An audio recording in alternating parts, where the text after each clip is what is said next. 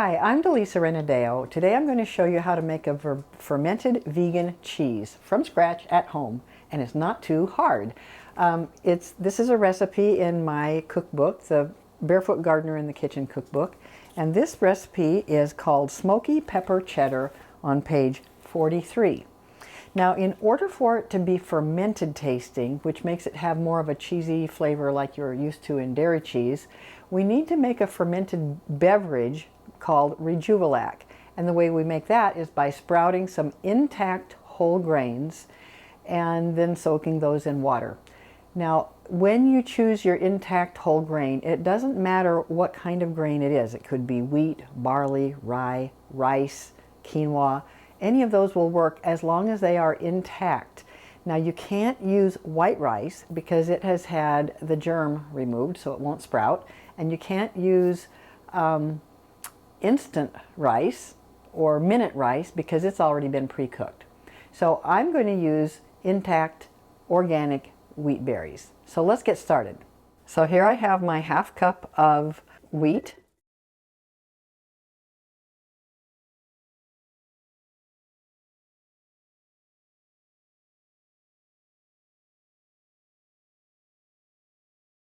And I'm going to let it sit on the counter just like that for about 8 to 12 hours. It's the next day. The grains have soaked overnight, and so that's long enough. I'm now going to pour the water out, and the easiest way is if you can pour it through a filter. This is a filter I use when I'm making my water kefir.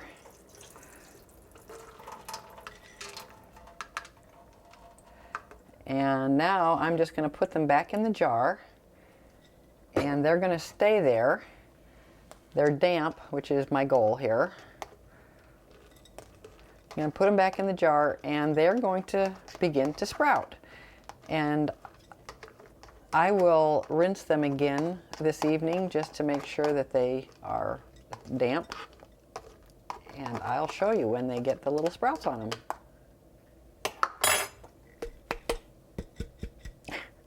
Just going to try and put those guys down in so that they don't dry out all by themselves. That's it for now. What are we going to do, Heidi? What's up, Heidi girl? Hi, Sabrina. Hi there.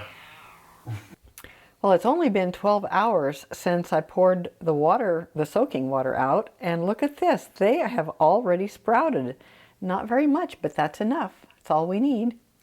So now I'm going to just rinse it a little bit with water and pour that water out, and then I'm going to fill up the jar with water, cover it with a breathable top, and then let it sit on the counter for a day or two while the water begins to get bubbly and cloudy, which means it's getting fermented.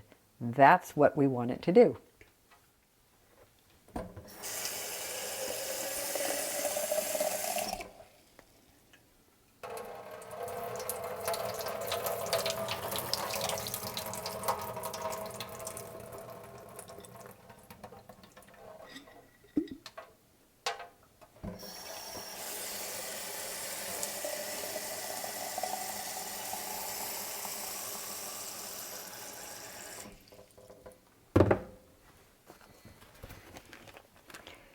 So I'm just using a coffee filter. You don't need to use that. It could just be a cloth or something, and just put a rubber band around it. It needs to breathe because the fermentation process is going to make bubbles that need to escape. But I'm putting that on there so that we don't get bugs or something in there.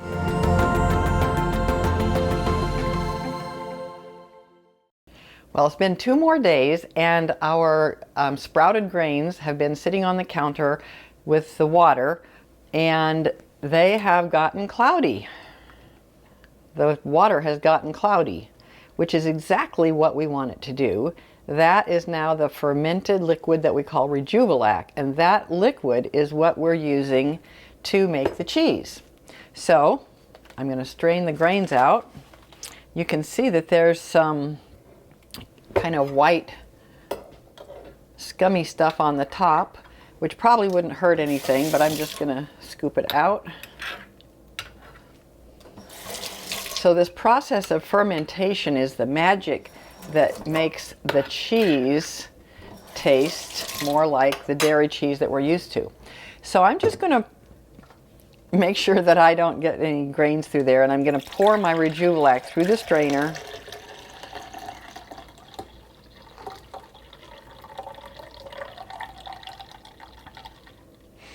And you'll see that I now have 3 cups of Rejuvelac, which means that I can make 3 batches of cheese.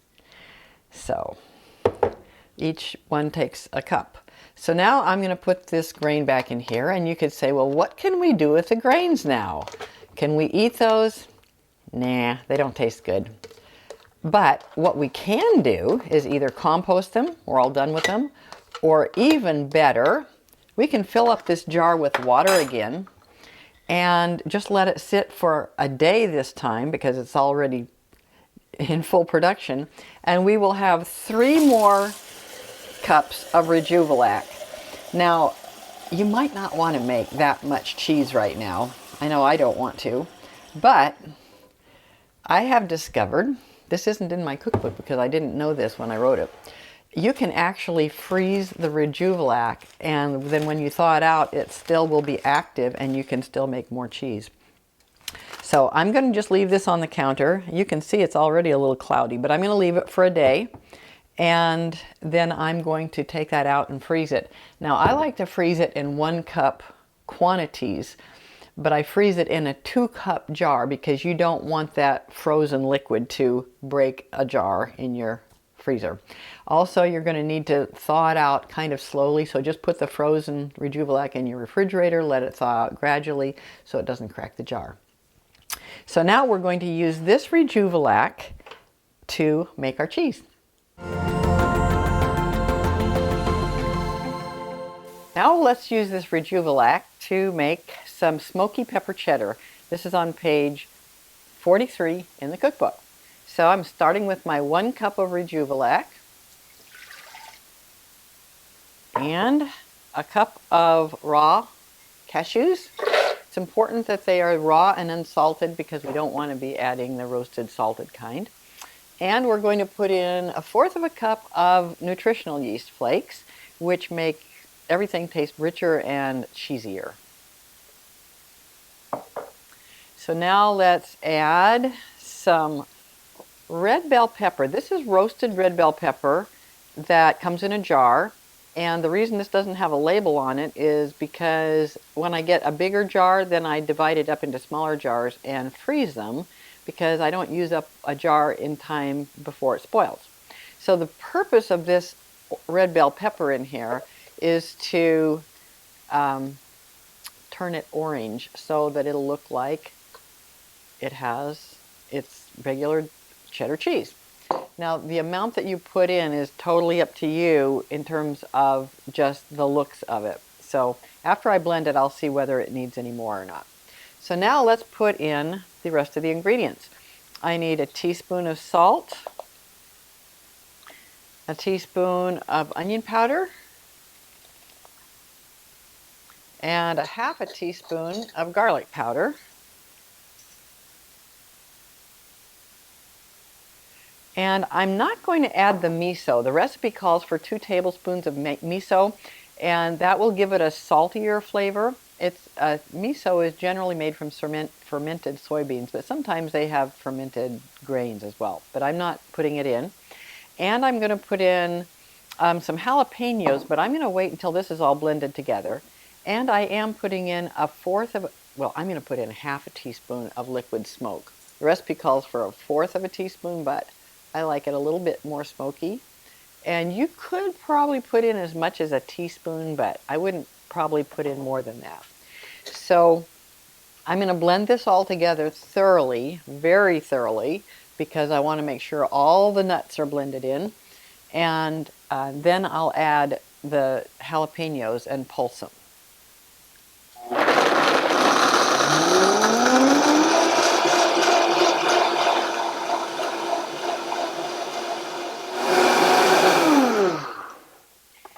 So on the video, I know we shorten this so you don't have to listen to this loud thing. But I let it run quite a while, and I kind of watch to see if I see any little chunks in there. And then I will also look and see. I'll blend it more if I need to, but I probably blended it for maybe a minute. I didn't really time it. Now, if you don't have a powerful, this is Vitamix, which is a really powerful blender, but if you don't have a super powerful blender like this, you might want to soak the cashews for maybe an hour before you do this so they'll be softer. Now, I'm going to add some jalapenos to this because this is Smoky Pepper Cheddar, and if you don't like any spice in yours, just leave it out. But I always like to use the kind in the jar, and the reason for that is that I have discovered that when I use fresh jalapenos, that they vary a lot. Some of them are super spicy, and some of them are just really mild, and they seem to be more, they even out, I guess, when they're in the jar. I don't know. Anyway, I seem to have more consistent results. Now, I don't want this completely blended in. I want to just pulse this so that there are little bits of pepper in there. And you can do it however you want, but I'm just going to pulse it a couple of times.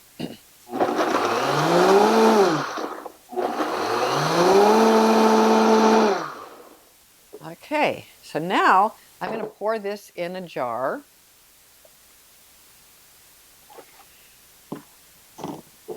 And the Rejuvelac is going to ferment this whole mixture, which is what makes it really have that flavor of the dairy cheese.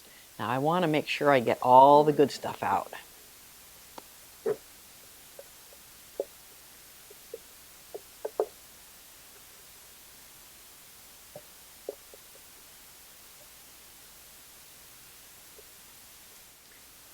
All right, we got out as much as we can get, and I'm going to cover this now, let it sit on the counter, and in about a day or so, I'll just keep my eye on it. It's going to start getting all bubbly, and it's also going to rise up in the jar, which is one reason I'm putting it in a quart jar so that it will have room to expand. Show it to you in a little bit.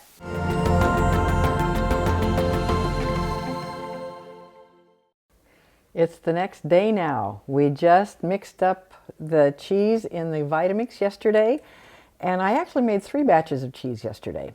So both of these are the pepper cheddar, yes. So, but this is a blue jar, and so it's a little bit hard to see what it looks like. But I made these both the same day, and this is in a clear jar, so that's the color, the correct color. And you can see how far they have both risen up, but this one's risen higher, and I made it about an hour earlier, and so I think this one will probably rise up just as much, but you see it's full of air bubbles.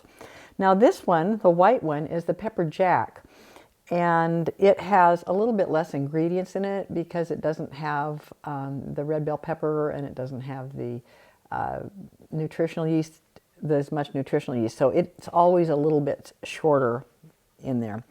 So anyway, we're going to use this one to complete the process today.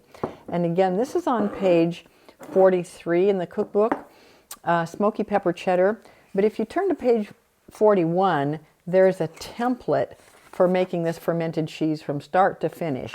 And so it will refer to that when you're making this in the cookbook. So now I've stirred this down, and it went down quite a bit. And I'm going to put my half cup of water in the saucepan, and agar powder.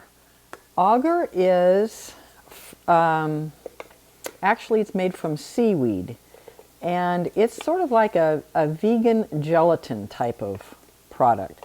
So I'm putting 1 tablespoon of agar in here, and this is what's going to make the cheese a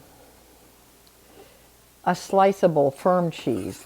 So I'm going to stir this up, turn on the heat, and we're going to bring this to a boil and then just let it simmer a little bit to make sure that it's completely dissolved. And then I'm going to add my cheese mixture, and then we'll heat it up again. So this part of it's just a little tricky because there's very little water in this pan. It needs to be in a smallish pan like this. And we don't want it to boil dry. This is going to get really thick. And if you had it in a bigger pan, it would all just boil dry and you really wouldn't be able to do this. So we're going to, yeah, starting to heat up. You'll see some bubbles here in a minute. Here they come. Maybe you can see the bubbles. And I'm going to keep stirring. I've never actually made the cheese with this stove. I've always done it on my regular stove. But this is probably just fine. So you can see this is getting super thick. But I need to keep it going. I'm going to turn it down now, so that it can dissolve completely. Otherwise I can get little hard chunks of like rubbery stuff in the cheese. Okay, I'm going to guess that that is probably dissolved enough in this heat, and pour this in. It actually helps if you've stirred it down. I didn't demonstrate stirring it down. I had it stirred. I stirred it down while you weren't watching. But I want to get that really mixed in and bring that up to a boil again.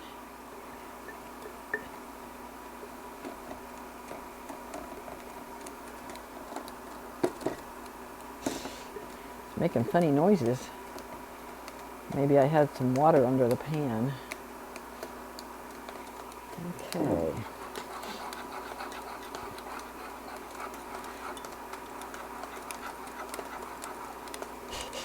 Ooh, look at that. I do have water under the pan. Making a funny noise.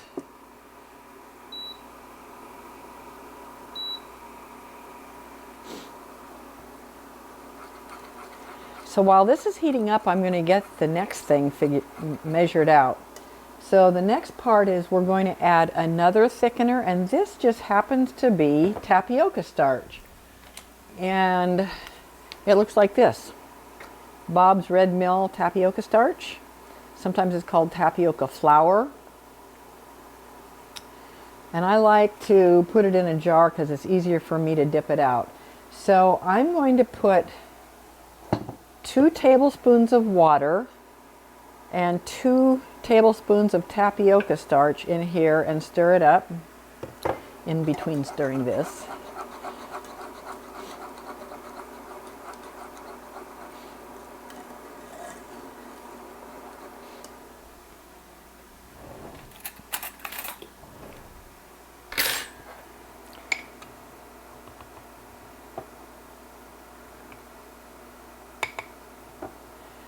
So this tapioca starch is what's going to give it kind of a melty texture when it's going to be a sliceable cheese, but then if you want to make it into like a grilled cheese sandwich or something like that, it'll have sort of that melty texture. So I'm going to stir this all up. It's actually a nice idea to have this all ready, all these things all ready, so that when you start, you don't have to run around and look for ingredients, because you don't want to leave this process. This is now coming to a boil, so I'm going to pour this in and stir like mad. Pretty slippery pan. And this is going to get super thick and stretchy. And then it's ready for the mold.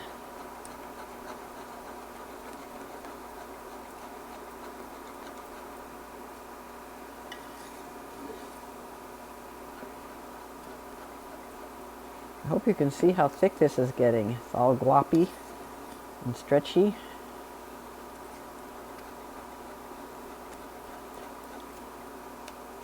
And as soon as you can see that it's not getting any thicker, which I think we're about there,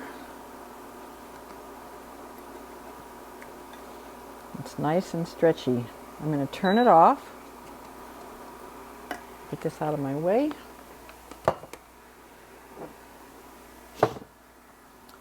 And we are going to pour this into this bowl, which is my mold.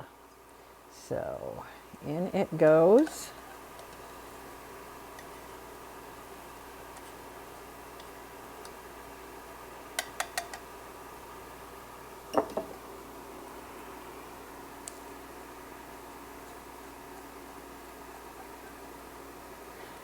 And then I'll put this in the refrigerator, and in about 2 hours, it'll be getting cool enough that I could actually take it out of the mold and slice it. I'll bet you'd like to see that part. I'll show it to you as soon as it's ready. So I don't use a nonstick pan. I never have used a nonstick pan with this. But it might be helpful if you do, because you can see it sticks to the bottom. I don't need to worry about that with this pan because it's a Salad Master pan, and it works out really, comes out very well. The reason I'm doing this weird looking thing is because it sometimes has air bubbles down in there, and I don't want it to have an air bubble when I unmold it. So I just poke it in like that. I'm going to smooth that top off.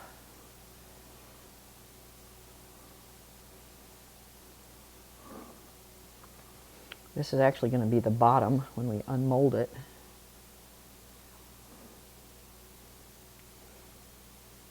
And now I'm just going to cover this with a nice little clean dish cloth and put that in the refrigerator.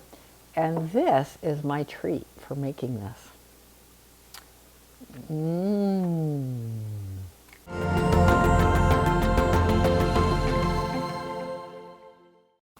So the cheese has been in the refrigerator for 2 or 3 hours, and it's cool now. And so the reason I have fabric on it at this point is because I don't want to cover it with something that can't breathe when it's still warm, because then it would sweat and get drippy and wet. So here it is. It's nice and cool and firm. So you just tip this out of here, and if you need to kind of pull on it with your fingers, you can. And there it is. Slips right out of there. Ta-da! And this is so convenient if you put it in a bowl like this as your mold. Now this will fit perfectly as your cover. So now this is how I store it in the refrigerator. Isn't that cool?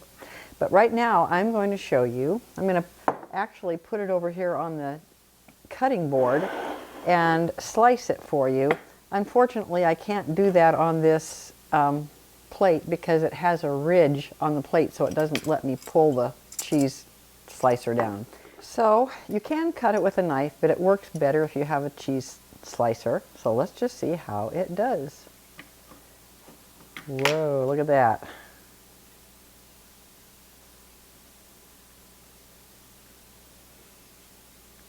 A nice little slice of cheese.